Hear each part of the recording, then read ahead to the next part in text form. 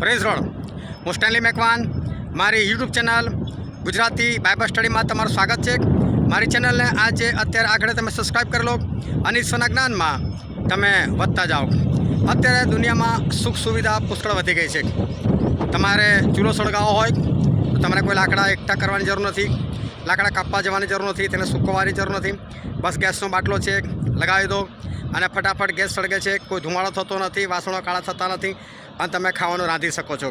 તમારે એક જગ્યા પરથી બીજી જગ્યા પર જવું હોય તો તમારી પાસે પેટ્રોલ છે, ડીઝલ છે, કાર છે, બાઇક છે અને તમે ગમે તે જગ્યાએ જઈ શકો છો અને તમે એક જગ્યાથી બીજી જગ્યાએ સ્થળાંતર શાંતિથી કરી શકો છો. તમારા ઘરમાં તમને ઠંડી લાગે તો એના માટે તમારી પાસે હીટર છે, તમને ગરમ પાણી જરૂર છે તો તમારી પાસે ગીઝર છે અને તમને ગરમી લાગે તો તમારી પાસે એસી છે. પરંતુ તમને ખબર છે આ સુખ સુવિધા ખરેખર શું છે? આ સુખ સુવિધા એ માણસને બરબાદ કરી નાખે છે અને આ સુખ સુવિધા એ નર્કમાં જવાનું એક સાધન છે. કેવી રીતે સુખ સુવિધાથી કેવી રીતે નર્કમાં જવાય એ જાણવા માટે આ વિડીયોને તમે આખો જુઓ.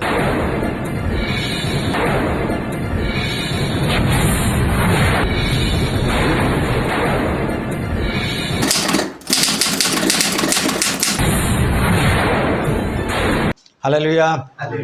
ઈશ્વર પિતાનો આપણે પુષ્કળ આભાર માનીએ કે આજે ફરીને એક વખત ઈશ્વર આપણને જીવતા રાખ્યા છે, આપણને તાજગી આપી છે, તંદુરસ્તી આપી છે. આ જગ્યા પર ઈશ્વર આપણને એકત્ર કર્યા છે.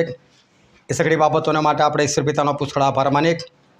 આપણે ઈશ્વર પિતાના વચન તરફ જઈએ અને બાઇબલની અંદરથી માથની લખેલી સુવાર્તા તેનો 19મો અધ્યાય અને આપણે વાંચીશું તેની 16મી કલમથી લઈને તેની 22મી કલમ સુધી. અને જુઓ, કોઈ એકે તેની પાસે આવીને કહ્યું કે, ઉપદેશક, સર્વકાળનું જીવન પામવા સારું હું શું સારું કરું? ત્યારે તેણે તેને કહ્યું, તું મને સારા વિશે કેમ પૂછે છે? સારો તો એક જ છે, પણ જો તું જીવનમાં પેસવા ચાહે છે તો આજ્ઞાઓ પાળ. તે તેને કહે છે કે કઈ કઈ? ત્યારે ઈસુએ કહ્યું કે, તું હત્યા ન કર, તું વ્યભિચાર ન કર, તું ચોરી ન કર, તું જૂઠી સાક્ષી ન પૂર, પોતાના મા બાપને માન આપ ને પોતાના પાડોશી પર પોતાના જેવી પ્રીતિ કર. તે જુવાન તેને કહે છે કે, એ બધી તો હું પાળતો આવ્યો છું, હજી મારામાં શું અધૂરું છે? ઈસુએ તેને કહ્યું કે, જો તું સંપૂર્ણ થવા ચાહે છે તો જઈને તારું જે છે તે વેચી નાખ ને દરિદ્રીઓને આપી દે, એટલે આકાશમાં તને દ્રવ્ય મળશે અને આવીને મારી પાછળ ચાલ. પણ તે જુવાન એ વાત સાંભળીને દિલગીર થઈને ચાલ્યો ગયો, કેમ કે તેની મિલકત ઘણી હતી.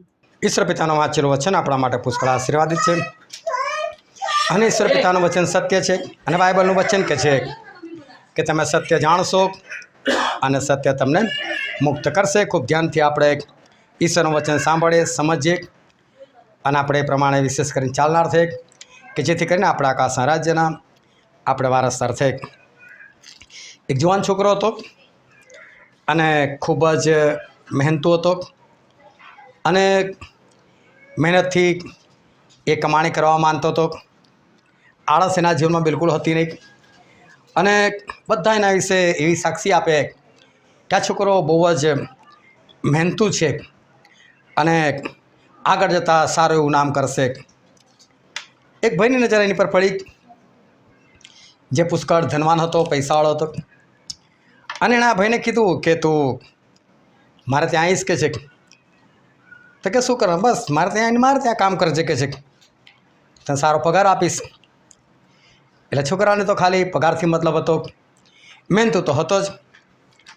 એટલે આ છોકરો એ ભાઈની સાથે ગયો અને પેલા ભાઈએ એને પોતાની સાથે રાખ્યો, પોતાના ઘરમાં જ રહેવાનું અને સરસ એને બેડરૂમ આપ્યો, સરસ એને બેડ આપ્યો, સરસ ગાદલું, રજાઈ, એસી અને બધી સુવિધા. અને માણસ એને કોઈ પણ પ્રકારનું કામ જ ના સોંપે, બસ એને પોતાની સાથે ફેરવે, એને જ્યાં જવાનું ત્યાં લઈ જાય, એને પોતાની સાથે રાખે. કદી બહાર હોટલમાં ખાવાનું, ઘરમાં ખાવાનું, સારું સારું ખાવાનું, કારમાં ફરવાનું, બધી જગ્યાએ એસી અને કામ કોઈ જાતનું નહીં. જે માગો એ હાજર, સારા કપડાં, બધું જ, સારા બૂટ. અને આ છોકરાને તો મજા પડી ગઈ અને આ ભાઈએ એને 3 મહિના પોતાની સાથે રાખ્યો, સારો પગાર પણ આપ્યો અને 3 મહિના પછી એને કહી દીધું, ભાઈ તારા માટે મારી પાસે કોઈ કામ નથી હવે, હતું તારે તારા ઘરે જઈ શકે છે. પેલો બહુ ખુશ થઈ ગયો કે 3 મહિનામાં અત્યાર સુધી કમાણી નથી થઈ, સારી કમાણી થયેલી હતી, સરસ હતું. પરંતુ ત્યાર પછી એના જીવનમાં અજાબ જેવો બદલાણ આવ્યો. અને બદલાણ એ આવ્યું કે 3 મહિના સુધી આ ભાઈએ કામ જ નહોતું કર્યું. 3 મહિના સુધી એશ આરામ જ કરેલો, બધી સુખ સુવિધા એને મળેલી હતી. 3 મહિના કામ નહોતું કર્યું અને હવે કામ કરવા ભાઈને ગમતું નહોતું. પૈસા તો બધા ખલાસ થઈ જાય, કારણ કે તમે વાપર કરો એટલે પૈસા ખલાસ થઈ જાય. અને હવે આ ભાઈ જે છે એની ગણતરી આળસુઓમાં થવા લાગી, નકામા માણસમાં થવા લાગી. એ કશું જ કરતો નહોતો. પરંતુ આવું બદલાણ આવવાનું કારણ શું? બદલાણ આવવાનું કારણ એક જ કે એક ભાઈએ જઈને એને એટલી બધી સુવિધા આપી દીધી, એની પાસે કોઈ કામ ના લીધું, એને કશું કામ ના કરાયું, એને નકામો બનાવી દીધો. અને નકામો બનાવી દીધો અને એ ખરેખર નકામો થઈ પણ ગયો. તમે ધ્યાનથી સમજજો કે આપણા જીવનમાં લોકો સુખ અને સુવિધા માટે બહુ પ્રયત્નો કરે છે, પરંતુ આ જે સુખ અને સુવિધા છે એ સુખ સુવિધા એ માણસને ખાઈ નાખે છે. થોડા વર્ષો પહેલાં જ્યારે આવા મોબાઈલ નહોતા, સ્માર્ટ મોબાઈલ નહોતા, ત્યારે પણ નેટ તો હતું, પણ એ નેટને 2G કહેતા, 2G નેટ. અને એ વખતે લોકો મહિનાનું રિચાર્જ કરાવે એટલે મહિનાના 100 MB મળે નેટની અંદર. અને એ 100 MB મળે એમાં પણ એવું થાય કે માંડ 15-20 MB વપરાય લોકોને, બાકીના 80 MB તો મેમ પડી રહે. કારણ કે માણસ પાસે સમય નહીં, જોવાનો સમય નહીં, કંઈ કરવાનો સમય નહીં, કશું કરે નહીં, એટલે ઇન્ટરનેટની સ્પીડ નહીં. અને પછી ધીરે ધીરે 3G આવ્યું, પછી 4G આવ્યું, સ્પીડ વધવા લાગી. અને પછી રિલાયન્સવાળાની જીઓની એન્ટ્રી થઈ અંદર, અને એણે તો બધાને ફ્રીમાં આપી દીધું બધું. જેટલું ઇન્ટરનેટ વાપરો એટલું ફ્રીમાં, ફૂલ સ્પીડની અંદર. પહેલાં કદી લોકો ફિલ્મ નહોતા જોઈ શકતા મોબાઈલની ઉપર, એની જગ્યા પર નોનસ્ટોપ ફિલ્મો ચાલવા લાગી અને લોકોને પણ આનંદ આવવા લાગ્યો. જેટલું વાપરો એટલું, કોઈ પૈસા જ નહીં, બસ તો ખાલી મફતમાં સિમ કાર્ડ લઈ જાઓ બસ. 6 મહિના સુધી એવી બધા લોકોને આદત લગાડી દીધી અને 6 મહિના દરમિયાન જ્યાં જોયો ત્યાં લોકો મોબાઈલ લઈને વળગ્યા હોય બસ. અને ત્યાર પછી બધું પૈસાથી થઈ ગયું. પણ જો એ જે આદત લાગી ગઈ ને, આ એક સુવિધા મળી ગઈ ને ફિલ્મો જોવાની, કોમેડી જોવાની, મનોરંજનની, એ આજ સુધી લોકોની પાસે છૂટતી નથી. પૈસા આપીને પણ લોકો આ કામ એ કરતા રહે છે. બાકી પહેલાં ફાલતુ સમય એ લોકોની પાસે હતો નહીં. હું ગઈકાલે જ શનિવારે ગાંધીનગરથી હું બસમાં બેસી અને વડોદરા તરફ આવી રહ્યો હતો અને મારી બાજુમાં એક જુવાન છોકરો બેઠેલો હતો. એના કાનમાં ડટ્ટા નાખેલા હતા અને નોન સ્ટોપ એ વિડીયો જોયા કરતો હતો. અને પછી એને ઊંઘ આવી ગઈ. ઊંઘ આવીને ત્યારે એણે મોબાઈલ બંધ કર્યો અને પછી એણે આંખો બંધ કરી દીધી અને ગરદન એક બાજુ ઝુકાવી દીધી. થયું હશે એવું કે પેલા કાનમાં એણે ડટ્ટા નાખેલા એટલે મન તો અવાજ સંભળો નહીં, પણ રિંગ આવી એની પર.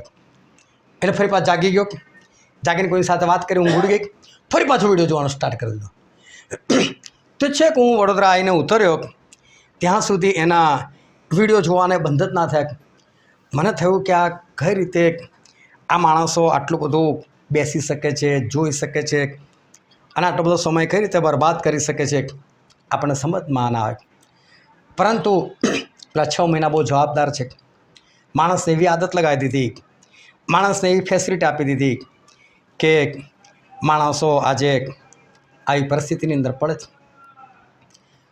આ તમે જો લોકોના જે બી કામકાજ હોય, જે કંઈ કમાણી હોય, પણ એ કરવાની પાછળનો જે હેતુ છે એ હેતુ ફક્ત આ જ હોય છે કે અમને સુખ સુવિધા જોઈએ છે બસ. હું ઘણી વખત મોટા લોકોને વાતો કરતા હોઉં છું, અમે લોકોએ બહુ મજૂરી કરી, આ છોકરાઓ મજૂરી નહીં કરી શકે કે છે, એ કોણ સુખ સુવિધા આપો. પણ તમે કેમ મજૂરી કરી શક્યા? અને તમારા છોકરાઓમાં એવું શું છે કે છોકરાઓ મજૂરી ના કરી શકે? ખરેખર એવું કશું નથી કે છોકરાઓ મજૂરી ના કરી શકે, પણ માણસ એવું છે કે અમે મજૂરી બહુ કરી, છોકરાઓને નથી કરવા દે, એટલે કોણ સુખ સુવિધા આપો, અમને સુખ સુવિધા નથી મળી. એટલે માણસ આજે સુખ સુવિધાની પાછળ એ ગાંડો છે. જ્યારે વર્ષો પહેલાં મારી પાસે કંઈ નહોતું અને એ વખતે કોર્ટની અંદર મારો કેસ ચાલતો હતો, એનું કારણ બી આ એક જ સુખ સુવિધા. બસ શું જોઈએ? સુવિધા જોઈએ છે. બાકી સુવિધા વગર માણસને બીજું કશું જોઈતું નથી. સુખ સુવિધા મળી જાય એટલે બહુ. ઈશ્વરે મેળવી બી આપ્યું, ઘણું બધું મળ્યું બી ખરું, સરસ ધંધો ચાલ્યો. પરંતુ એક સમય આવ્યો કે ઈશ્વરે કીધું કે આ ધંધો બંધ કરી દો કે છે અને ફક્ત મારું જ કામ કર. અને એટલે ધંધો બંધ કર્યો. ફક્ત ઈશ્વરના કામની શરૂઆત થઈ. અને એટલે ઘણી બધી તકલીફો પડવા લાગી, નાણાકીય સમસ્યાઓ આવવા લાગી. લગભગ 2008 સુધી ભયંકર નાણાં ભીડનો સામનો કર્યો. આજે બધા જુએ કે બહાર જાય છે તો ટ્રેનની અંદર એસી કોચમાં જાય છે, સારી રીતે ફરે છે, સારા કપડાં પહેરે છે, આવી જગ્યાએ જાય તેવી જગ્યાએ જાય છે, આ કામ કરે પેલું કામ કરે છે, ઘરમાં આ છે પેલું છે. પરંતુ આ બધું કંઈ અચાનક નથી આવ્યું. એની પાછળ ઘણી બધી મહેનત હતી. અને એ સમયે જે કંઈ તકલીફો વેઠેલી છે એ તકલીફો કદાચ આજે લોકોને ખબર નથી, કાં જોઈ નથી, કાં એ યાદ નથી આવતી. પરંતુ એ તકલીફોમાં પણ ખાલી ઈશ્વર સાથે હતા. અને આજે પણ ફક્ત ઈશ્વર જ સાથે છે. હમણાં જ હું પંજાબથી આવતો હતો અને મારી ટ્રેન હતી સાંજની 6:30ની. પણ જે જગ્યા પરથી મારે ટ્રેન પકડવાની હતી, જે જગ્યા પર હું હતો એ બેની વચ્ચે જે અંતર હતું 100 કિલોમીટર કરતાં વધારે. અને એટલે મારી સફર લગભગ 3 કલાકની તો સફર હતી. 3 કલાકની સફર કરવા માટે એક્ઝેક્ટ ટાઈમે તો નીકળાય નહીં, વાહનો મળવા જેવું બધું જોવાનું હોય. ચલો ઈશ્વરની કૃપાથી ભાઈ મને છેક સુધી મૂકવાય. પણ 100 કિલોમીટર કરતાં વધારે બાઇક પર કાપવાનું. અને રસ્તામાં અચાનક વાતાવરણ બદલાયું, વરસાદ પડવા લાગ્યો. વરસાદના કારણે ઠંડી એકદમ ઠંડો વરસાદ. અડધા પડધા પલળી પણ ગયા, થોડી ઘણી બેગ પણ પલળી ગઈ. અને જેમ તેમ કરીને ત્યાં પહોંચ્યા. સવારે 2 રોટલી ખાધેલી હતી અને ત્યાર પછી કશું ખાધું નહોતું. અને સાંજની ટ્રેન, રાત નીકળી ગઈ, સવાર પડી. અને સવાર પડીને મને પુષ્કળ ભૂખ લાગેલી હતી. ભૂખ બહુ છે, ગઈકાલે કશું ખાધું નથી. પૈસા પણ હતા, એવું નથી કે પૈસા નહોતા. પરંતુ એક અનુભવ રહ્યો છે કે ટ્રેનની અંદર આવનારું ખાવાનું બરાબર નથી હોતું. ઓન સ્ટેશન પર જે મળે છે એમાં પણ મજા નથી આવતી. બસ ફોગટના પૈસા ખર્ચ કરવાના અને ગમે તેવો કચરો પેટમાં નાખવાનો. એના કરતાં બહેતર છે ભાઈ નથી ખાવું. એટલે એ ભૂખ વેઠી. પણ એવા કોઈ પ્રસંગો નહોતા કે ભૂખ વેઠવી પડે. પૈસા હતા, સુવિધાઓ પણ હતી, લઈને ખાઈ શકતા હતા, મોંઘી વસ્તુ પણ લઈને ખાઈ શકતા હતા. પરંતુ જ્યારે માણસ આ સુવિધાની પાછળ પડે છે ત્યારે આ સુવિધા એ માણસને બરબાદ કરી નાખે છે. સુવિધા એ માણસને એક અપંગ બનાવી દે છે, પાંગડા એ બનાવી દે છે. જ્યારે પ્રભુ ઈસુ પૃથ્વી પર હતા અને એમનો ખાસ શિષ્ય પિત્તર પરિણીત હતા. કારણ કે એમની પત્ની માટે તો કશું લખ્યું નથી, તો એના સાસુ માટે લખેલું છે. અને પિત્તરની સાસુને એકવાર તાવ આવતો હતો. બહુ ધ્યાનથી સમજજો કે પિત્તરની સાસુને તાવ આવતો હતો. એટલે પિત્તરે પ્રભુને કીધું, ઓય શું ચલો ને, મારી સાસુને તાવ આવે છે કે. હવે તમે જો કોઈને તાવ આવતો હોય ને તમે જોવા જાઓ એટલે તમે શું કરો? જો ભાઈ પલંગ પરથી ઉઠવાનું નહીં, તાવ બહુ છે, શાંતિ, હમણાં તો બહુ વાવડ ચાલે છે, એ શાંતિ રાખજો. અને ભલે નોકરી પર 1-2 દિવસ રજા પડે કોઈ વાંધો નથી. પાછા 2 લીલા નાળિયેર લઈને ગયા હોય, 2-4 સફરજન લઈને ગયા, આ ખાવજો તમે, થોડુંક પ્રયત્ન કરજો ખાવાનો. આવામાં તો ગમે નહીં, પણ ઘણી બધી શિખામણો, ઘણું બધું કંઈક આપવાનું, આવી બધી વાતો થાય. અને અમે લોકો નાના હતા અને અમને કદી તાવ આવી જાય. મા પપ્પા તો નોકરી પર હોય એટલે આવે એટલે મમ્મી કહે કે ભાઈ આજે તાવ આવ્યો છે ફલાણાને. એટલે મા પપ્પા પૂછે શાનો તાવ આવ્યો છે? એટલે વિચાર જ રાખેલું હોય કે પપ્પા આવશે એટલે પૂછશે એટલે કંઈ મંગાવી લઈશું. પપ્પા સફરજનમાં લાવજો ને. અચ્છા સફરજનનો તાવ આવ્યો છે કે છે. એટલે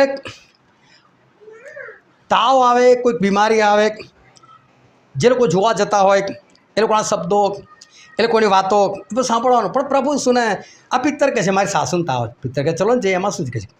પણ બાઇબલની અંદર આપણે એક કલમ વાંચીએ, લુકની લખેલી સુવાર્તા તેનો 4થો અધ્યાય, અને આપણે વાંચીએ તેની 38 અને 39મી કલમ. લુક 4:38-39. સભાસ્થાનમાંથી નીકળીને તે સિમોનને ઘેર ગયો. સિમોનની સાસુને સખત તાવ આવતો હતો ને તેના હકમાં તેઓએ તેને વિનંતી કરી. તેણે તેની પાસે ઊભા રહીને તાવને ધમકાવ્યો, એટલે તેનો તાવ ઉતરી ગયો અને તરત ઉઠીને તે તેઓની સરભરા કરવા લાગી. જો પ્રભુ શુંને કીધું, પિત્તર અને બીજા બધા લોકોએ કીધું, પિત્તર કીધું મારી સાસુને તાવ આવે છે, બીજા લોકોએ જે બી માં લાગતી હશે, બેન લાગતી જે બી એ લોકો બધા વિનંતી કરી એ શું તાવ આવે છે. તો એમાં શું ચલો કે તાવ શું જ આ પિત્તરના સાસુ એ સ્વાભાવિક છે કે પિત્તર જુવાન છે, તેમના સાસુ વૃદ્ધાવસ્થાની નજીક તો હશે જ, કમસે કમ 50 ઉપર હોય. અને પ્રભુ શું ત્યાં જઈને એવું હું તાવ આવે છે, સારું સારું આરામ કર, કશું જ નહીં. પ્રભુ તો કે મારી સેવા કર, ભાઈ હું બહારથી આવ્યો છું, હું કે તારા ઘરનો તો મહેમાન છું, મારી સેવા કર. ઉઠ કે જેમ તાવને ધમકા, ચાલ ભાગ તાવ હોય ચાલ કામ કર મારું કે. બાઇબલ શું કહે છે, પિત્તરની સાસુ ઉઠીને કોઈ સરભરા કરવા લાગી. જો પ્રભુ છે કોઈ સુવિધા ના આપી, બોલ તારે શું ખાવું છે, બોલ તારે શું પીવું છે. આ તો સાહેબ તો પડખું ફેરે તો આ 4 જણા ઊભા થઈ જાય, બરોબર હું પડખું ફેરવી આપું. અરે ભાઈ બીમાર છે તો રહેવા દો બીમાર.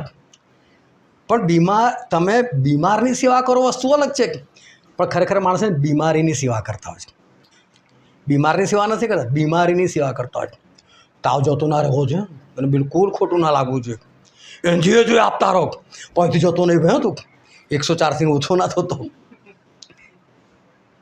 ખરેખર જે બીમાર છે એની કોઈ સેવા કરો સારું. હવે બીમારે શું જોઈએ, ચાલો બીમારે ખાવા પીવા નથી હોતું. જ્યારે બિચારો સારું હોય ને ત્યારે કોઈ પૂછતું નહીં એને, ઓ મમ્મી, ઓ પપ્પા, ઓ ભાઈ, લો સફરજન લાવ, બહારથી પેલું બદામ શેક લઈ આવું, કોઈ નથી પૂછતું. બીમાર થાય ને ત્યારે બધું પૂછતું, તરબૂચ લાવું, સફરજન લાવું. તો મને બધું જ ના પાડો, કશુંક તો ખાઓ. બધા ખાઈ શકો તારે તો આપ્યું નહીં, અને જ્યારે નહીં ખવાતું તારે કે આ લાવ, ફલાણ લાવ, ઢીકણું લાવ, તારે કોઈ પૈસાની પણ પરવા નથી કરતું. તો ખરેખર સેવા કોની થઈ રહી છે? વ્યક્તિની નથી, બીમારની નથી, બીમારીની સેવા થઈ રહી છે. પણ બીમારને તો શું આપી રહ્યા છે? સુવિધા આપી રહ્યા છે. હજુ બી તું પડી રહ્યો, હજુ બી તું આમમાં જ રહે. પણ ધ્યાનથી સમજો, આવું કરવાની જરૂર નથી, આ કરવાની જરૂર નથી. પ્રભુએ શું કર્યું? તાવને ધમકાવ્યો. તાવને કે તું ઊભા ગઈથી, આનું કામ મારી સેવા કરવાનું. એમણે એવું ના કીધું કે ભાઈ કંઈ નહીં ચાલ ચાલશે, આમ કરે તેમ કરે, કશું જ નહીં. 38 વર્ષથી જો બીમાર હતો, બહુ ધ્યાનથી સમજો. આ 38 વર્ષનો જે બીમાર હતો, 38 વર્ષથી જે બીમાર હતો, એનો કિસ્સો તમે ધ્યાનપૂર્વક વાંચજો. અને તમે કદી છે નોટ પેન લઈને બેસજો, બની શકે તો આજે લઈને બેસજો ને આટલો કિસ્સો વારંવાર વાંચજો. તમને એમાંથી કેવા કેવા પોઈન્ટ મળે છે ને કેટલા પોઈન્ટ મળે તમે જોજો. એટલી બધી વાતો આની અંદર છુપાયેલી છે. તો વિચાર કરો, એ માણસ 38 વર્ષથી બીમાર છે, પણ 38 વર્ષ જીવ્યો બી છે ને તો ખાધા વગર જીવ્યો હશે, પાણી પીધા વગર જીવ્યો હશે. શું ને કોઈ ખાવાનું આપવા નહીં આવતું હોય, શું ને કોઈ પીવાનું ને પાણી નહીં આપતું હોય. ચલો ખાય અને પીવે એટલે બીજી એક પ્રક્રિયા વધી જાય, એને પેશાબ પણ લાગે, એને ટોયલેટ પણ જવું પડે. એ ભલે કહેતો કે મારાથી હલાતું નહીં, હું પ્રયત્ન કરવા દઉં એટલામાં કોઈ બીજો આવી જાય છે. પણ બોલો કોઈને કોઈ તો એને લઈ જતો હશે ને, બે હાથ પકડીને બિચલ ભાઈ. 38 વર્ષથી કોઈક ને કોઈક તો એની સેવામાં છે જ. ભલે એના ઘરવાળા ના હોય તો કોઈ બીજું, કોઈ સેવા ભાવે, કોઈ પણ. 38 વર્ષથી આ માણસ નહીં, એની બીમારીની સેવા થઈ રહી. બાકી 4-5 જણા જેને જોડી નાખ્યો હોત ને તો ઉઠીને પેલા પાણી પડી જાત, ક્યારનોય પડી જાત હોત. પ્રભુ એને કીધું કે હાલ મારા હાથ પકડીને ચાલતો થઈ જાય. પ્રભુ એને ખાલી એટલું જ કે ઊભો થાક, તારો ખાટલો જ કાંઈ ચાલ ભાઈ, હું પડી રહ્યો જ કીધું. અને તમે ધ્યાનથી જો એક કિસ્સો સમજશો ને તો પ્રભુ જેને પૂછેલું શું તું સાજો થવા ચાહે છે? પણ છે ને આપણે વાંચીએ ને અને વાંચવાની રીતમાં ફરક હોય. ખરેખર એ જે ટોન છે ને ટોનમાં સમજવાનું હોય. પ્રભુ એવું નથી કીધું શું તું સાજો થવા ચાહે છે, એવું નથી બોલ્યું. પ્રભુ એને પૂછેલું તું સાજો થવા ચાહે છે? મને તારા કોઈ લક્ષણો નહીં દેખાતા. 38 વર્ષથી તું આ જગ્યા પર પડી રહ્યો છે, 38 વર્ષથી તું જીવતો છે, એનો મતલબ તું ખાય છે, પીવે છે, તું ટોળી જાય છે, પેશાબ બધું તું કરે છે. ખોટી વાત શું કરે કે મારી પાસે કોઈ છે ને મને કોઈ ઉઠકીને નાખનાર નથી. થોડો પ્રયત્ન રોજ કરતો હોય, વર્ષમાં તારો નંબર લાગી હોત, વધારે નહીં તો 38 વર્ષ સુધી થોડું પડી રહેવાનું એક. એટલે પ્રભુને પૂછે તું સાજો થવા ચાહે છે? મને કોઈ તારામાં લક્ષણ નથી દેખાતા સાજા થવાના. ખરેખર પ્રભુ એમ કહેવા માગતા હતા, ઉઠ શીખા, ઉઠ, ચખાટો ઉચકીને ચાલ ગઈ. એટલે તો શરમમાં મારે પલટીને જોયું જ નહીં, જતો રહ્યો તો અહીંથી. ત્યાં મારી બધી પોલ બહાર પાડી નાખ્યા. મને મસ્ત ખાતો હતો, બીજા બી વર્ષો નીકળી જાત. પરંતુ બીમારની સેવા થાય, બીમારીની સેવા ના થાય. આ સુખ સુવિધા આપો ને એટલે માણસ પાંગડો થઈ જાય. એકવાર એક છોકરી જુવાન અને બીમાર પડી, એટલે એના ઘરવાળાએ મને ફોન કર્યો. અમે 3 ભાઈઓ અહીંથી ગયા અને ત્યાં ગયા. ઠંડીનો સમય હતો, બાઇક પર ગયેલા, અમને પણ થોડી ઠંડી ચડી ગયેલી હતી. તો ત્યાં ગયા એટલે અગાસી પર તડકો હતો. મેં કીધું ચલો અગાસી પર બેસે. પછી છોકરી કે મારાથી તો અગાસી પર ચડાય જ નહીં, મારાથી નહીં અવાય. કે છે વાંધો નહીં, પકડીને લઈ છે તને. અમે 2 જણા પકડીને ધીરે ધીરે કરીને દાદરા ચડાવીને ઉપર લઈ ગયા. પછી ત્યાં અમે તડકામાં બેઠા. પછી એ છોકરીને મમ્મી કોઈ ચા બનાવીને લાવ. મેં ચા અમને હમણાં નથી પી. જ્યારે પીવાનું થશે ત્યારે અમને કહી દઉં સામેથી, ત્યારે અમને બનાવીને આપજો, હમણાં નથી પી. ઉપર ગયા, છોકરીને બેસાડી. તે ખુરશી નહીં, તે કોઈ ગાદલું નહીં, અગાસી એમ જ પ્લેન. એટલે એમાં અમે બેઠા. પછી થોડા વચનો એને આપ્યા. વચનો આપીને પછી પ્રાર્થના કરી. પ્રાર્થના કરી ચલો ઊભી થઈને ચાલ આવે. એનામાં બળ આવ્યું, ચાલવા લાગી. મને કહો શું કરું? મેં કહું નીચે જા, ચા બનાવી અને ચા લઈને ઉપર આવી પાછી. ઉપર તો અમે તને લાયક, પણ હવે તું પોતે એકલી જા. એ પોતે એકલી ગઈ. ચા નાસ્તો લઈને અમારા માટે ઉપર લઈને આવી. બીમારની સેવા થાય, પણ બીમારીની સેવા નહીં કરવાની કદી. બીમારીને હંમેશા ઈશ્વરે આપણને અધિકાર આપેલો છે અને બીમારીને આપણે ભગાડવાની છે. અને માટે પ્રભુ છે કદી પણ કોઈ પણ જે બીમાર હોય એની સેવા કે બીમારીની સેવા પ્રભુ શું નથી કરતા. પરંતુ આ સુખ સુવિધા એ માણસને ગમે છે. માણસને જો સુખ સુવિધા મળતી રહે તો માણસ એમાં રચ્યો પચ્યો એ ચોક્કસ રહે છે. એક માણસ હતો, એને બાઇબલની અંદર અન્યાયી કારભાર કીધેલો છે. અને એ કોઈક માણસનો કારભાર સંભાળતો હતો. કારભાર એટલે ઇંગ્લિશમાં કહે ટ્રસ્ટી, જેની પર ટ્રસ્ટ મૂકવામાં આવે છે. એવો વ્યક્તિ કે જેને એનો માલિક છે ને બધું સોંપી દે. જા ભાઈ તું ખુલ્લીને કામ કરે એમ. માલિકની પર બહુ ધ્યાન ના રાખે, એને કહેવાય ટ્રસ્ટી. એનું બધુંને સોંપી દીધેલું હોય. અને ટ્રસ્ટી એટલે જેની પર વિશ્વાસ મૂકેલો, એટલે જેવો તેવો વ્યક્તિ ના હોય.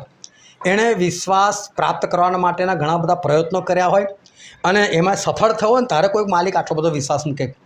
તમે જો પોટીફારી યુસુફ પર કેટલો વિશ્વાસ મૂકેલો.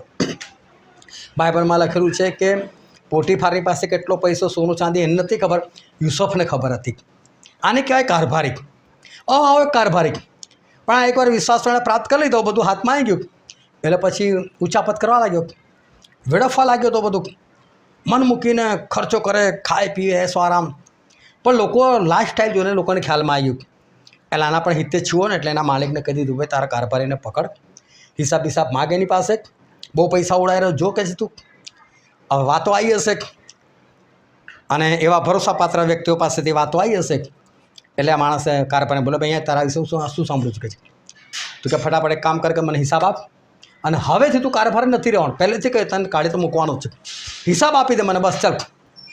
હવે આ માણસ જે છે વિચાર કરવા લાગ્યો, હવે મારે શું થશે? કે છે આ તો મને કાઢી મૂકશે, મારું નામ બદનામ. અને હું બહાર નીકળીશું, મને થોડો કોઈ નોકરી પર રાખે. આવું ઉચ્ચાપત કરનાર, પૈસા ખાવો માણસ, એને કોણ નોકરી પર રાખે? એને કોઈ નોકરી પર ના રાખે. અને મને કોઈ નોકરી પર નહીં રાખે તો મારે શું કરવાનું? મારે જીવન તો જીવવું પડશે. ઉચ્ચાપત કરીને ઘરમાં ભેગું થોડું કરેલું, આ તો બધું ખાલી ઉડાઈને જ રાખેલું હતું. એટલે જે સુખ સુવિધામાં એ હતો અત્યાર સુધી, એ સુખ સુવિધાઓ કે રહેવાનું કેમનું એ તો બની નહીં શકે. એટલે વિચાર કરે છે કે મારે તો કોઈ કામ મળવાનું નથી. એક જ કામ મળે એવું છે કે ખાડા ખોદવાના, મજૂરનું કામ મળે. તો મજૂરી તો થાય એવું નથી, નહીં ખાડા ખોદાય. તો સુખ સુવિધા માટે બીજું શું કરે? તો કે ભીખ માગવાની. અરે તો શરમ લાગે કે આવું કૃત્ય કોણ કરે? કે છે એટલે કે આઈડિયા મારે છે. એટલે આઈડિયા કેવું મારે છે? એના માલિકનું કરી નાખેલું હજુ બીજું કરી નાખેલું અને એવો હિસાબ કરે છે અને પેલાને ટેલી કરીને આપી લે ભાઈ તારો હિસાબ પકડ, પણ મેં તારો પૈસો નથી ખાધો તો પેપરમાં દેખાડતું ચાલ. પરંતુ આણે આ બધું કર્યું શાના માટે? આપણે કલમ વાંચીએ એમ લોકની લખેલી સુવાર્તા તેનો 16મો અધ્યાય અને તેની 3જી કલમ. કારભારીએ પોતાના મનમાં કહ્યું કે હું શું કરું, કેમ કે મારો ધણી મારી પાસેથી કારભાર લઈ લે છે. મારામાં ખોદવાની શક્તિ નથી, ભિક્ષા માંગતા હું લજવાઉં છું. આ માણસ કહે છે કે ખાડો ખોદવાની શક્તિ મારામાં નથી, શું આ ઘડો થઈ ગયેલો હતો? આ વૃદ્ધ નથી કે ખાડો ના ખોદી શકે, પણ સુખ સુવિધામાં રહેલો ને, પૈસાનું બધું કરી નાખેલો ને અત્યાર સુધી, અને એમાં એને ઉચાપત કરીને જેણે મોજશોખ કર્યા, જે સુખ સુવિધામાં રહ્યો, હવે એનામાં તાકાત નથી કે હવે ખાડો ખોદી શકે. અને કે ભીખ માગતા તો મને શરમ આવે છે. પણ ખાડો ખોદવાનો વિચાર કેમ આવે છે? ભીખ માગવાનો વિચાર કેમ આવે છે? કારણ કે ખાવા પીવા તો જોઈશે, સુખ સુવિધા તો જોઈશે જ. એના વગર માણસ જીવે કેમનો? અને આને પણ એ સુખ સુવિધા જોઈતી હતી, અને એના માટે એના માલિકને એણે જે પૈસા ખાઈ ગયેલો, ફરી આઈડિયા મારીને ફરી વધારે પૈસા ખાઈ નાખે છે, અને એ હિસાબ પેલાને બરાબર કરીને આપી દે છે. એના માલિક પાસે કોઈ સબૂત નથી, પણ એના માલિકને પાક્કી ખબર છે કે આ માણસ એ મારા પૈસા એ ખાઈ ગયો છે. પણ જ્યારે આપણે ઈશ્વરના સેવકોની વાત કરીએ, ઈશ્વરના સંતોને આપણે વાત કરીએ, તો લોકો બધા અદ્ભુત હતા. એલિસા એ ખેતી કામ કરતા હતા. એમની પાસે 12 જોડ બળદ હતા, એટલે કે 24 બળદો. અને 24 બળદોને જે વ્યક્તિ કંટ્રોલમાં રાખે અને ખેતી કરે, તો એનું શારીરિક બળ કેટલું બધું હશે, અને સાથે સાથે જમીન કેટલી બધી હશે કે 24 બળદો સાથે એક ભાઈ ખેતી કરે છે. એનો મતલબ કે એલિસા પૈસાદાર વ્યક્તિ છે. બીજી બાબત, એમની સાથે કોઈ છે નહીં. બની શકે એલિસા કદાચ એકનો એક પુત્ર હોય, એટલે બહુ બધી સંપત્તિના માલિક એક એકલા છે. એમની પાસે ખાવા પીવા માટે શું ના હોય, એમની ઘરની વખારોમાં શું નહીં હોય, એમની પાસે બધી જાતની સુખ સુવિધા એમની પાસે હશે. પણ અચાનક એલિયા આવે છે. એલિયા એને પોતાનું કપડું એલિસા પર નાખી દે છે, અને ત્યાંથી ચાલતી પકડે છે. અને ઇઝરાયલની અંદર એ જમાનામાં આવું કોઈ કરે ને, એનો અર્થ એ હતો કે જે માણસ એનું પોતાનું કપડું એ કોઈ બીજાની પર નાખે, તો એવું કહેવા માગે છે કે મારી પોસ્ટ તને મળે છે, અને તારો અભિષેક કરું છું મારી જગ્યા પર, તું હવે કામ કરે. અને એલિયાને કોણ ના ઓળખે? એલિસા જુઓ છે, એલિયા, અને હું એલિયાની જગ્યા પર હવે મારો અભિષેક થઈ ગયો, એલિયાની જગ્યા પર મારે કામ કરવાનું. એલિયા ઉભારો કહે છે, હું હમણાં જ ફટાફટ ઘરે જઉં છું, અને ઘરે જઈને મારા માતા પિતાને કહીને આવું છું, હું જઉં છું એલિયા જોડે. કહે છે, જો તરત ભાઈ સુખ સુવિધા છોડવા તૈયાર. અને એલિયા કેવા, મેં તને કશું કીધું જ કે? એટલે એલિયા કહેવા માગે છે કે એકવાર અભિષેક થઈ જાય ને પછી મા બાપને નહીં પૂછવાનું, નીકળી જ જવાનું. તો કે સારું, ચલો અત્યારથી જ આવું છું. વાત નથી કરતા મોઢેથી કશી, પણ એલિસા સમજી જાય છે. વિચાર કરો, સુખ સુવિધા છોડનારા ઈશ્વરના સેવકો હોય છે. લોકો સુખ સુવિધા માટે કામ કરે છે, પરંતુ ઈશ્વરના લોકો સુખ સુવિધા શોધતા નથી. એ લોકો તો બિંદાસી છોડી દે છે. સરસ ગવર્મેન્ટ જોબ માથથી દાણી પાસે, સરસ ઓન ડ્યુટી બેઠેલા હતા, અને પ્રભુ ત્યાંથી નીકળ્યા, અને માથી ચાલ મારી પાસે ચાલ કે છે, પણ માથી નીકળી પડ્યા. વિચાર નથી કરતા કે આ નોકરી જશે, આ નોકરી છોડીશ એટલે પૈસા નહીં મળે, પૈસા ના મળે નહીં મળે, સુખ સુવિધા જતી રહેશે. દાણીઓ તો અન્યાયથી બધું પચાઈ પાડનારા લોકો હતા, શ્રીમંત લોકો હતા, એની પાસે શું સુખ સુવિધા નહીં હોય. પણ જો બધું છોડી દીધું, પિત્તરની પાસે માછલીનો ઢગલા પણ જથ્થો, સારું કમાઈ શકત, સારું ખાઈ શકત, પરંતુ એ પિત્તર બધું છોડી દે છે. પ્રભુ કહે, ચાલો હું તને માણસોનો પકડનાર કરીશ કે છે. અને પિત્તર જતા રહે છે આ સુવિધાઓ છોડીને. ધ્યાનથી સમજજો, લોકો સુખ સુવિધા માટે તન તોડીને મહેનત કરે છે, અને ઈશ્વરના જે લોકો છે એ ઈશ્વરના લોકો એ સુવિધામાં માનતા નથી. એ લોકોને કોઈ સુવિધા મળે કે ના મળે એનાથી એ લોકોને કંઈ ફરક પડતો નથી. અને હું ધ્યાનથી સમજો, હું તમને જે કહેવા માગું છું કે સુવિધા એ માણસના જીવનમાં ખતરનાક વસ્તુ છે. ગમે ત્યારે કોઈને કહેતો હોઉં, ચલો ભાઈ મારી જોડે આવું છે, અને મને કોઈ પૂછે નહીં કે ભાઈ કેવી રીતે જવાનું છે, એ ત્યાંથી જ ખબર પડે આ સેવક બનવા માટે લાયક જ નથી. કેવી રીતે જવાનું એટલે શું ભાઈ? જવાનું પછી એમાં કેવી રીતે જવાનું એટલે સુખ સુવિધા શું છે ભાઈ? કેવી રીતે જવાનું છે એ પૂછે છે. ઓકે, હું આવીશ, બોલો ક્યાં આવું? તમારા ઘરે આવો કે તમે મારા ઘરે આવશો? વાર્તા ખલાસ કરી નાખો. આ સુવિધા એ બહુ ખતરનાક છે. અને હવે જે સમય આવી રહ્યો છે 2026 અંદર આપણે પહોંચી ગયા છે. 3 મહિના આપણે પૂરા કરી નાખેલા, ચોથા મહિનામાં પ્રવેશ કરી નાખ્યો છે. એના બી 6 દિવસ જતા રહ્યા છે. અને હવે ધ્યાનથી સમજો કે જેમ જેમ સમય જઈ રહ્યો છે એમ પ્રભુ ઈસુ ખ્રિસ્તનું આગમન નજીક થઈ રહ્યું છે. પણ જેમ પ્રભુ ઈસુનું આગમન નજીક થઈ રહ્યું છે એમ પ્રભુ ઈસુની પહેલાં આવનાર ખ્રિસ્ત વિરોધીનું આગમન એના કરતાં વધારે એ નજીક થઈ રહ્યું છે. અને જ્યારે આ ખ્રિસ્ત વિરોધી આવશે ત્યારે બાઇબલમાં લખ્યું છે કે એ માણસ દરેક માણસના કપાળ પર કાં તો જમણા હાથ પર એક છાપ મુકાવશે, એક નિશાન આપશે. અને નિશાન એવું કહેવા માગે છે કે હું ખ્રિસ્ત વિરોધીનો છું.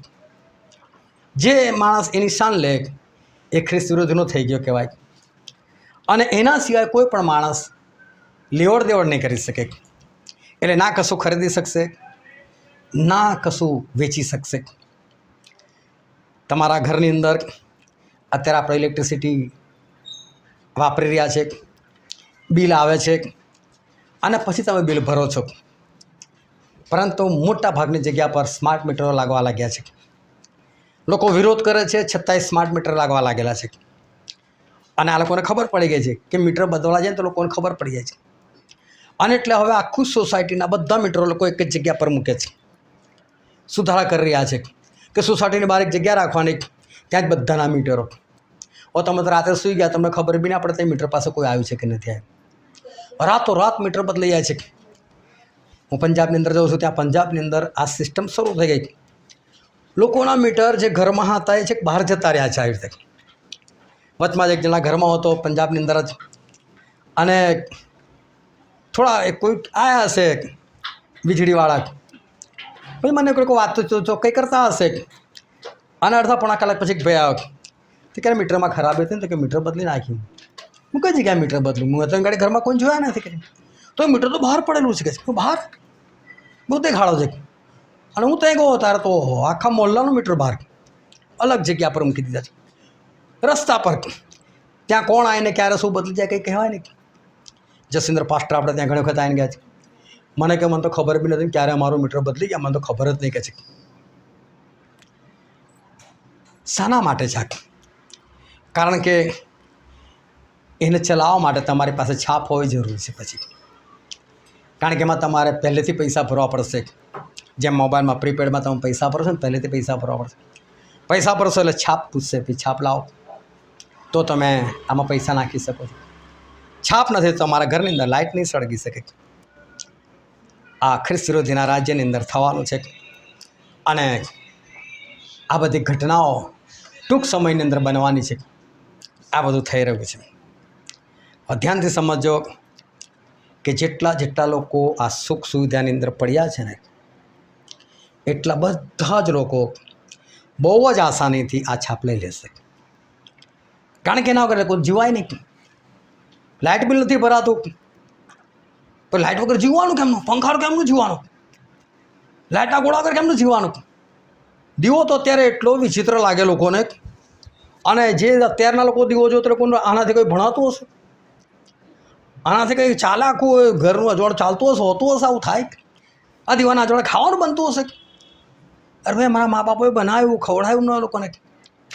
થાય છે, બધું થાય છે, પણ ત્યાં સુવિધા એટલી બધી આવી ગઈ છે ને એટલે હવે નહીં ચાલે.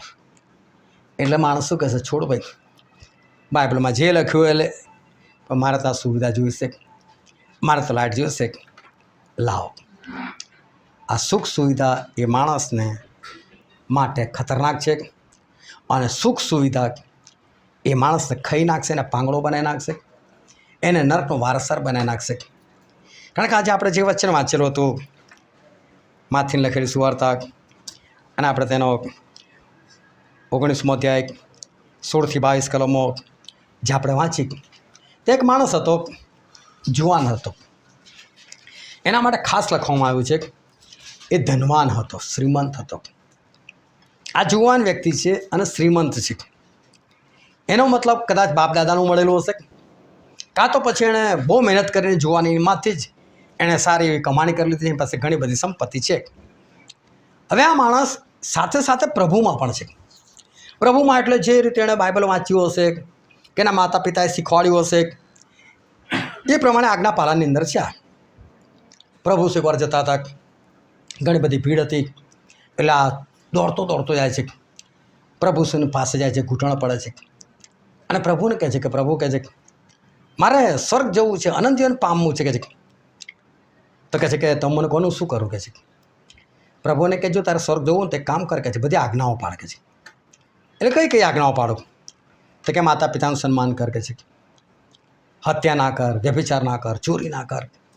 હજુ પ્રભુ શું બોલે છે એની પહેલાં પ્રભુ શું અટકાવો, પ્રભુ આ બધી તો હું નાનપણથી પાડતો આવ્યો છું. જોનું જીવન નાનપણથી આજ્ઞાઓ પાડે છે. પછી કહે છે હજુ મારામાં શું અધૂરાપણું છે કે છે, મારામાં અધૂરાપણું શું છે કે છે. તો પ્રભુ કે જો તું સંપૂર્ણ થવા ચાહતો તો એક કામ કર કે છે, તારી સંપત્તિ વેચી નાખ, જે બી તને પૈસા મળે ને રોકડા એ ગરીબોને આપી દે કે છે. એટલે તું નીલ થઈ જાય, તારી પાસે કશું જ ના રહેવું જોઈએ. ના જમીન, ના ઘર, ના સોનું, ના પૈસા, ના ચાંદી, કશું જ નહીં. જેટલું બી જેટલું વેચ, એના જે પૈસા આવે ગરીબોને આપ, બિલકુલ ઝીરો થઈ જાય. પછી મારી પાસે આવી કે છે અને મારી પાછળ ચાલ કે છે. એટલો ખુશ થઈને દોડતો આવેલો, ઉદાસ થઈને ધીમા પગલે એ ત્યાંથી જતો રહ્યો.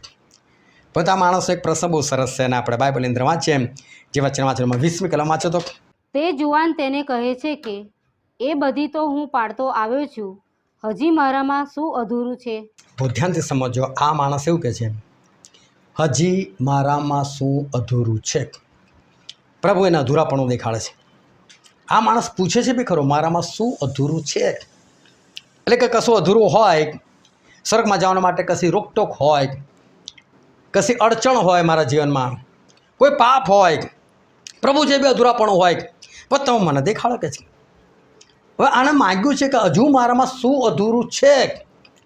તો પ્રભુ હવે એને અધૂરાપણું દેખાડે છે. વાંચો આગળ 21મી કલમ.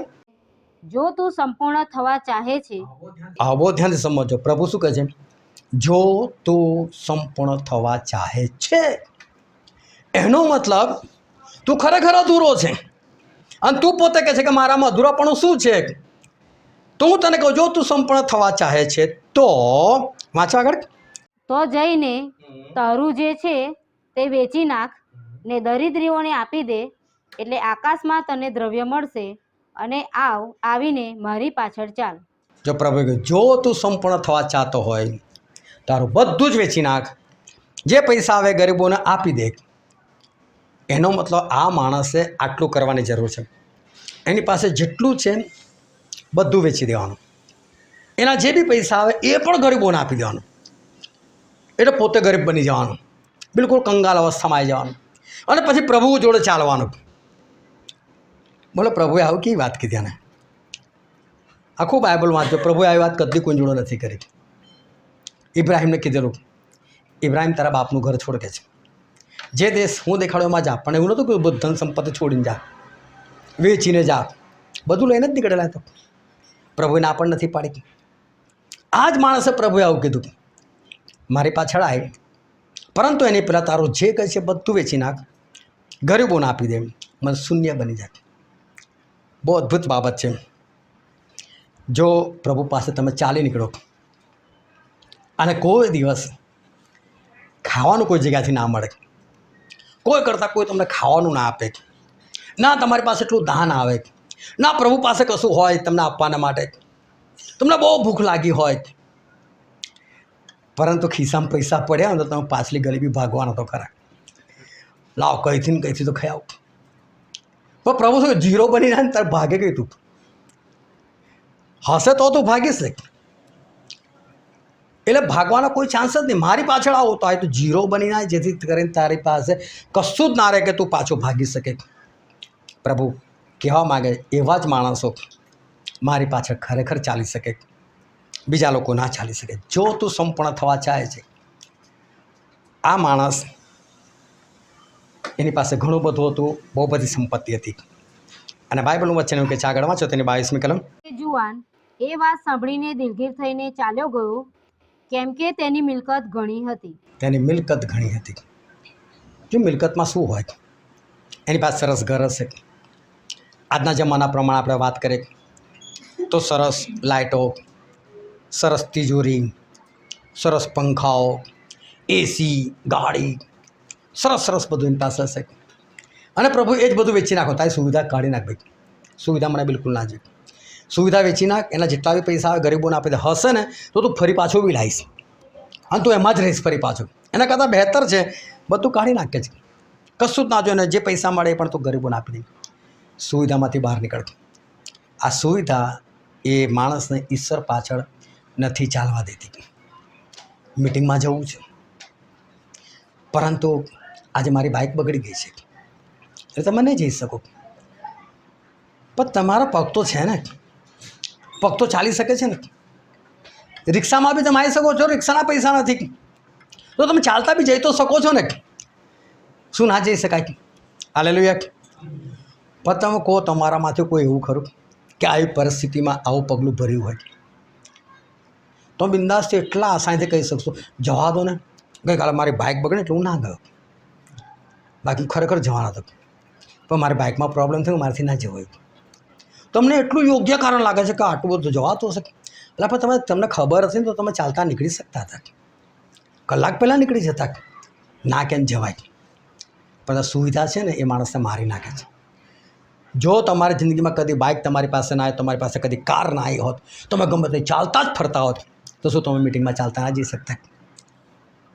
સુવિધા હોય ખરેખર ખોટું નથી, પણ સુવિધાના લીધે તમે પગલાં નથી ભરી શકતા ને એ ભયંકર બાબત છે. અને એવું જ થાય છે કે જેની પાસે સુવિધા હોય છે એ કદી પણ સુવિધા છોડી શકતું નથી ને, પ્રોબ્લેમ ત્યાં છે. અને જ્યારે આ માણસ એની સંપત્તિ વધારે હતી એટલે જતો રહ્યો, પણ સંપત્તિ એટલે શું? એની સુખ સુવિધા બહુ હતી. આ બધું છોડીને કેમનું પ્રભુ પાસે ચાલવાનું? મસ્ત આપણે બેઠા હોય ગાદલા પર, નોકરને અહીંયા કહેતા હોય, એ ચાલ પાણી લાયક, એ ચાલો મારા કપડાં ઇસ્ત્રી કરી નાખ, એ ચાલ પેલી કારને જરા કપડું બપડું મારી દે, એ ચાલ તું સ્ટાર્ટ કર, થોડું એન્જિન ગરમ કર, ડ્રાઈવર ચાલ ડ્રાઈવર ચાલુ કરું, આવું છું. અનેક નોકર આવીને દરવાજો ખોલે, ચલ આ મિટિંગમાં જઈએ. અને મિટિંગમાં જઈને પેલો બહુ ખોલે, હા હું તો મિટિંગમાં આવ્યો છે. પણ આ બધું ના હોય ત્યારે તું જઈ શકે છે? પ્રોબ્લેમ ત્યાં છે. સુવિધા હોય ને તો માણસ બધું જ કરે. હું તમને કહું, તમને હેલિકોપ્ટર મળી જાય, તમને મસ્ત ફાઇટર જેટ મળી જાય, ઉડાઈને સ્વર્ગમાં ઘૂસવાના મને કહો. ગમે એટલું સોનું ચાંદી હોય, પૈસા હોય, એને તમે સ્વર્ગમાં ઘૂસી શકવાના? શું સુખ સુવિધાથી તમે સ્વર્ગમાં જઈ શકો? નથી. આપણી પાસે કોઈ રસ્તો જ નથી. એ રીતે આપણે કદી સ્વર્ગમાં જઈ જ નથી શકતા. છેક ત્રીજું આસમાન ક્રોસ કરવાનું છે, ત્યાં સ્વર્ગ છે. કયું પ્લેન, કયું હેલિકોપ્ટર, કયું જેટ એ તમને લઈ જાય? કશું પણ ના લઈ જઈ શકે તમને. આ માણસ ધનવાન ના હોત ને તો પ્રભુ પાસે ચાલી શકત. અને જ્યારે ઝાંખી દાણી, એને પ્રભુ કશું જ છોડવા નથી કહેતા, ખાલી પ્રભુએ વાત જ કરી. શું વાત કરી પણ બાઇબલમાં નથી લખ્યું, પણ ઊભો થઈ ગયો, મારે સ્વર્ગમાં જવું જ પડશે. પ્રભુ આ બધી સંપત્તિ મને ના લઈ જતી હોય તો મને કામની શું? આ સુવિધાઓ મને મારી નાખતી હોય તો મને કામની શું? આજે જ બધું ફેંકી દઉં. ચલો, એણે 4 ગણું આપવાનું કીધું. કેમ? રહેવું જ ના જોઈએ કશું. હશે તો કાલે ઉઠીને ફરી પાછો ફસાઈશ ને. કરવું જ નથી મારે. અને ચારે બાજુ બધાને બોલાવી કે ઓ 4 ગણું તારી પાસે મેં આટલું લઈ લીધું, તારી પાસે 50 લઈ લીધા, લે 200 પકડ. હું તમને કહું ને, પેલો 50વાળો ઘરે જઈને એવું ના કહે, બહુ સારો માણસ અને બિચારાના જે ભાન થયું ને તો બોલો 4 ગણું આપી દઉં ને. જોયું ને, મારું લીધેલું પચ્યું હોય ને, કેવું 4 ગણું પ્રભુએ અપાવ્યું, એવી વાતો કરે. એ કેટલો બદનામ થઈ જાય માણસ ચારે બાજુ. એને ફરી નોકરી કોણ આપે? પણ બધી સુવિધા છોડવા તૈયાર. પણ આ માણસ, આ ધનવાન, એ છોડવા તૈયાર નથી. અને બોલો આ માણસ જતો રહ્યો ને ઉદાસ થઈને, તો પ્રભુ એની પર દયા પણ ના કરી. હોય અહીંયા ચાલશે થોડું થોડું રાખને. ચાલ, આટલું બધું તું થોડું છોડી શકે, એકદમ થોડું છોડી શકે. ચાલ ધીરે ધીરે છોડજે, બસ. ચાલ 10 વર્ષમાં છોડજે, બસ. કોઈ સમાધાન નહીં. કરવો તો હમણાં કર, ને તો જા, નર્કમાં જવું જા. આ માણસને નર્કમાં કોણ લઈ ગયું? એની સંપત્તિને, એની સુખ અને સુવિધાને. જો તમારી પાસે છે તો હું બહુ સ્પષ્ટ કહું, એ ખોટું નથી. પણ એના વગર તમે જો હાલી ચાલી નથી શકતા ને, તો એ સુખ સુવિધા કાલ ઉઠીને માર્ક ઓફ ધ બેસ્ટ, એટલે કે આ એન્ટીરાસી છાપ લેવા માટે તમને મજબૂર કરશે. કારણ કે તમે એના વગર નહીં જીવી શકો. અને હવે એક પ્રસંગો આપણા જીવનમાં એવા બનવાના છે કે જે તમને પારખશે. તમે પોતે પણ પોતાની જાતને પારખશો. મેં પાછલા દિવસો વાત કરેલી હતી ગેસની, મેં વાત કરેલી હતી પેટ્રોલની. જો તમે ત્યાં તમારો સમય ખર્ચી શકો છો, ત્યાં તમે લાઇનમાં ઊભા રહી શકો છો, તો એનો અર્થ કે તમે એના વગર નથી જીવી શકતા એવું તમે સાબિત કરો છો. સંભાળજો, જે વસ્તુ ના મળે નથી જોઈતી જા, હું લાકડા સળગાવી લઈશ, હું ચાલતો ફરીશ, હું શટલમાં જઈશ, જે હશે તે, પણ સુવિધાને છોડવી પડશે આપણે. જો સુવિધા તમારી કમજોરી બની ગઈ તો વાત ખલાસ. અને એટલે પ્રભુએ કદી પણ કોઈની સેવા નથી કરી, કોઈને સુવિધા નથી આપી. પ્રભુ એને જ કીધું, ચાલ તું ઉઠ કે છે, શું પડી રહ્યો છે 38 વર્ષ, ચાલ ઉઠ કે છે, શું તાવ આવે તો આવે કરે, ઉઠ અને અમારી સેવા કરે કે છે. પ્રભુને ખબર છે કે સુવિધા આપીશ ને તો આ કદી સ્વર્ગમાં નહીં આવી શકે. અને માટે સુવિધા આપણા માટે બહુ મોટું નડતર છે કે જે આપણને સ્વર્ગમાં લઈ જતા રોકી શકે છે. કારણ કે એની આદત પડી ગઈ તો તમે એના વગર જીવી નથી શકવાના.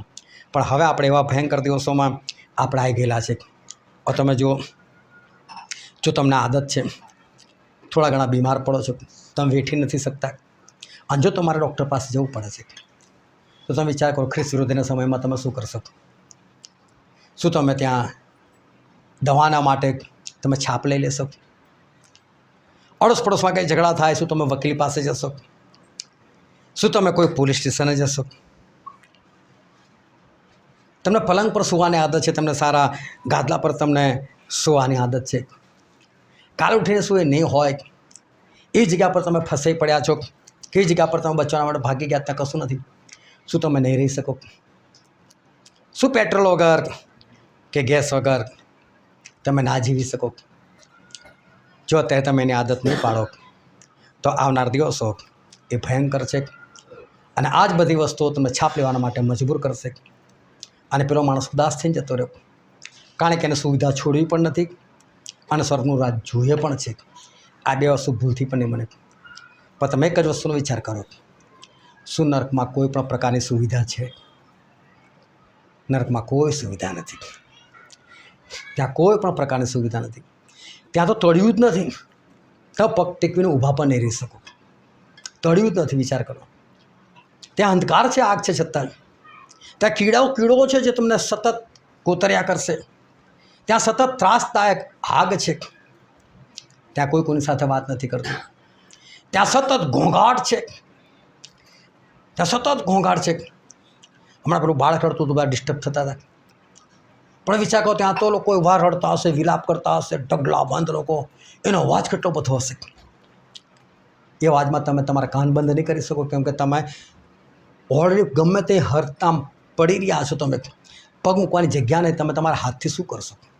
કયા કાન બંધ કરશો? તમે પોતે ચીસો પાડતા હશો.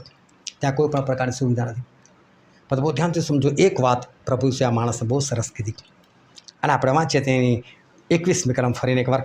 ઈસુએ તેને કહ્યું કે જો તું સંપૂર્ણ થવા ચાહે છે તો જઈને તારું જે છે તે વેચી નાખ ને દરિદ્રીઓને આપી દે, એટલે આકાશમાં તને દ્રવ્ય મળશે.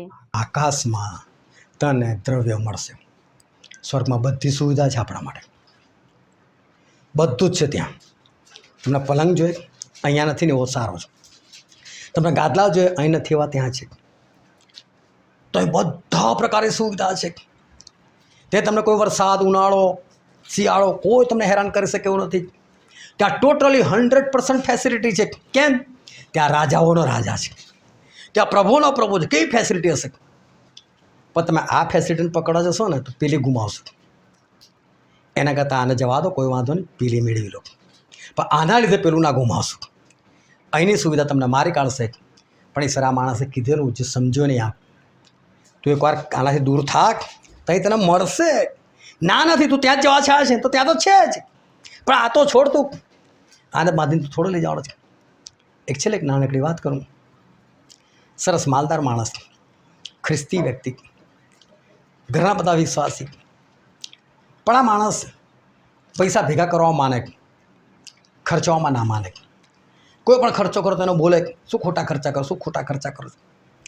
એને એવું કે પૈસાની બહુ જરૂર છે, પોતે પાસે રાખવાના. એની પત્નીને ઘણી વખત થાય, ચાલ ને આપણે મિટિંગ કરીએ. હા, મિટિંગ કરવાની. 40-50 જણા આવે, પાણી પીવડાવવું પડે, ઠંડુ પીવડાવવું પડે, કંઈ ચા નાસ્તો આપવો પડે, કંઈક તો કરવું પડે, પાસ્ટરને કંઈ કવર આપવું પડે, થોડા પૈસા એમ ના આપવા પડે. એ બધા ખર્ચા નહીં કરવાના છે. કેમ? તું એકલી બાઇબલ વાંચે છે. પેલી બાઈ બિચારી અંદરથી બહુ મૂંઝાય, પણ કશું કરી ના શકે. પણ ભાઈની મમ્મી વૃદ્ધ હતા ને જીવતા હતા, અને એમણે એકવાર એક 100 દોરો લીધો અને સોયનો દોરો લીધો અને આ પોતાના છોકરાને આપ્યો. બેટાને તારી પાસે સંભાળીને રાખજે ને કે છે. તો કે શું થયું? કે જો મને ભૂલવાની આદત છે કે છે. મારી ઉંમર થઈ કે હું બધું ભૂલી જાઉં છું કે છે. કઈ વસ્તુ કઈ મૂકું છું મને યાદ નથી રહેતું. અને મારા ઉપર જવાના દિવસ આવે કે છે. અને ગમે ત્યારે ટપકી જઈશ કે છે. તો બેટા તું જ્યારે બી આવે ને ઉપર આ સોય દોરો લઈ આવજે ને કે છે. તને ખબર છે મને જો શીખવાની આદત છે કે મારો ટાઈમ પાસ થાય કે આ સોય દોરો ઉપર લઈ જાય ને હું મમ્મી કે ગાંડાજી વાત કરી. આ સોય દોરો ઉપર આવે અલા આવે ના શું આવે તું લઈ આવજે ને કે છે. તારાથી આવશે. અરે મમ્મી ત્યાં કશું ના જાય ઉપર કશું ના જાય. પછી ને મેં કીધું પછી કાઢને બહાર કરને ભાઈ મીટિંગ કર. આ લોકોને બે ચાર પૈસા દાન બાન કંઈ કર ખવડાય પીવડાય કશું ઉપર નથી જવાનું શું ભેગું કરીને કરસ શું તું છોડ સુવિધા. અને મારે ધ્યાનથી સમજો આ છોડીશું ને તો ઉપર બધું જ છે. આને પકડીશું ને તો બની શકે તમે બધું ગુમાવી નાખશો અને ઈશ્વરના રાજ્યને પણ ગુમાવી નાખશો અને નરકમાં કોઈ પણ પ્રકારની સુવિધા નથી. એના કરતાં બહેતર છે આપણા દુનિયા પર છોડનાર છે. હાલેલુયા. આપણે દરેક જ્યાં આપણે આંખોને બંધ કરે આપણા મસ્તો ઈશ્વરની હજુરમાં નમાય. વાલા સમય છે કે આપણે જાતને તપાસીએ. આ સમય છે કે આપણે પોતાના આત્માની સાથે વાતો કરીએ. આપણે પોતાની તપાસ કરીએ કે આજે હું કઈ જગ્યા પર છું. આજે આપણે પોતાની પરીક્ષા કરીએ અને આજના વચનથી આપણે પોતાની જાતને તપાસવાનો પ્રયત્ન કરીએ. શું આજે હું સુખ સુવિધા પાછળ ગાંડો છું? શું આજે સુખ સુવિધા પાછળ ગાંડી છું? શું આજે મને આ પૃથ્વી પર સુખ અને સુવિધા જોઈએ છે? શું મને સારો પલંગ જોઈએ છે? શું મને પૈસા જોઈએ છે? શું મને સારી ગાડી જોઈએ છે? શું મને વધારે કપડાં જોઈએ છે? શું મને સારી સારી વસ્તુઓ મારા ઘરમાં હોય એવી મારી ઈચ્છા છે? આપણે પોતાની જાતને તપાસીએ કે આજે હું કઈ જગ્યાએ છું. બોલો એ માણસ એ સુખ સુવિધા છોડી શક્યો નહીં અને એના કારણે એ સ્વર્ગમાં પણ પહોંચી શક્યો નહીં અને પ્રભુ શ્રી સાથે કોઈ સમાધાન ના કર્યું. પ્રભુ એને એ જ કહેવા માગતા હતા કે તારી સુખ સુવિધા છોડ અને તને સ્વર્ગમાં બધું જ મળશે. પરંતુ આજે માણસ આ પૃથ્વી પર આ બધું પ્રાપ્ત કરવા માટે પ્રયત્ન કરે છે પણ આકાશમાં એના કરતાં વધારે સારું છે. એના માટે આજે માણસ મહેનત કરતો નથી. પણ તમે જે આકાશમાં મળવાનું છે તેની પર તમે નજર લગાવો. આ પૃથ્વીની સુખ સુવિધા છોડો. તમારી પાસે કશું હોય કે ના હોય તો પણ તમે મિટિંગમાં પહોંચી શકવા જોઈએ. તમારી ગાડી હોય કે ના હોય અને હું તો કહું છે તો પણ તમે તમારી રીતે મહેનત કરો. તમે ટેવ પાડો કે તમારી પાસે કશું નથી. તમે ચાલતા નીકળવાનો પ્રયત્ન કરો. તમે પ્રભુ પાસે પહોંચવાનો પ્રયત્ન કરો. હા હું આવું કરું હું આવી રીતે જોઉં મારાથી કેમ ના થાય. કારણ કે આવનાર દિવસો એવા ભયંકર છે કે જો તમને આ બધી બાબતોની આદત હશે તો તમે એ દિવસે છાપ લઈને પણ તમે નરકના વારસદાર બનીને પણ આ બધી સુખ સુવિધાની પાછળ પડવાના અને એના કારણે તમે નાશમાં જશો. એના કરતાં બહેતર છે કે આપણે આ બધું અત્યારથી છોડનાર છે અને આપણે આકાશ રાજ્યના વારસદાર બની આ વચન સમજવા માટે ગ્રહણ કરવા માટે એ પ્રમાણે ચાલવા માટે પ્રભુ ઈસુ ખ્રિસ્તની કૃપા આપણા દરેક પર થાવ. Thank you.